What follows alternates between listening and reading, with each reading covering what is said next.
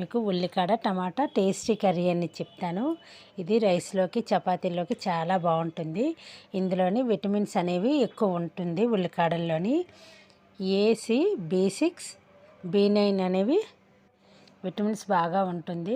తర్వాత ప్రోటీన్ ఉంటుంది, ఐరన్ ఉంటుంది, పీచు పదార్థం కూడా ఎక్కువ ఉంటుంది. అందుకే ఇలాంటి కూరలు మనకు దొరికినప్పుడల్లా మనం తింటూ ఉండాలి. ఉల్లికాడలు అనేవి శుభ్రంగా కడిగి చిన్న చిన్న ముక్కలుగా కోసుకోవాలి. కోసి కడిగి పక్కన ఉంచుకోవాలన్నమాట. పోపు పెట్టుకుందాం. పోపు అనేది బాగా వేగిన తర్వాత అందులోని ఉల్లి తరుగు, వెల్లుల్లి రబ్బలు కూడా వేసుకోవాలి. మీకు కావాలంటే అల్లం వెల్లుల్లి పేస్ట్ కూడా వేసుకోవచ్చు. పచ్చిమిర్చి వేసి ఇవి కూడా బాగా వేగిన తర్వాత ఉల్లికాడలు కూడా వేసి ఆయిల్లోనే చిన్న మంట మీద మూత పెట్టుకొని ఫ్రై చేసుకోవాలి. ఇలా ఫ్రై చేసుకోవడం వల్ల కూర అనేది చాలా రుచిగా ఉంటుంది.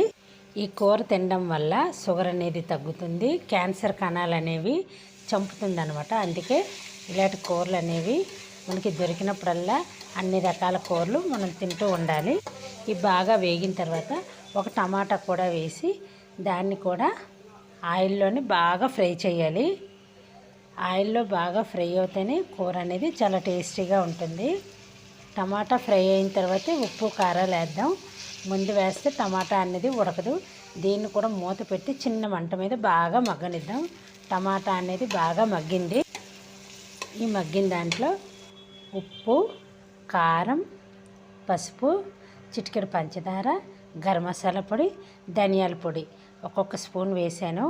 మీరు ఇవన్నీ వేసి బాగా కలిపి మీకు సరిపోతే మళ్ళీ ఏవి కావాలంటే అవి వేసుకోండి.